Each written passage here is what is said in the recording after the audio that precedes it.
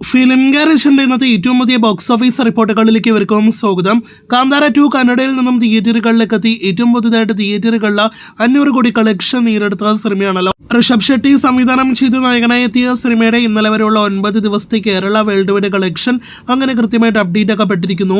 അതുപ്രകാരം ഇന്നലെ വന്ന ഒഫീഷ്യൽ കണക്കുകൾ പ്രകാരം 509 കോടിയായിരുന്നു സിനിമയുടെ വേൾഡ് വൈഡ് ഗ്രോസ് എങ്കിൽ ഇന്നലെ വരെയുള്ള സിനിമയുടെ ട്രാക്കേഴ്സ് കളക്ഷൻ 508 കോടിയാണ്. നല്ല കളക്ഷൻ തന്നെയാണ് സിനിമ നേടിയെടുത്തത് എങ്കിൽ പോലും ആവശ്യമില്ലാത്ത ഒരു പ്രൊമോ ഫിഗേഴ്സ് തള്ളു കളക്ഷൻ എല്ലാം തന്നെ ചേർത്തുള്ള ഒരു ഹോംബാല ഫിലിംസിന്റെ കളക്ഷൻ പോസ്റ്ററിന്റെ ആവശ്യമില്ലായിരുന്നു എന്നൊരു പൊതുവെ അഭിപ്രായം വന്നുകൊണ്ടിരിക്കുന്നുണ്ട്.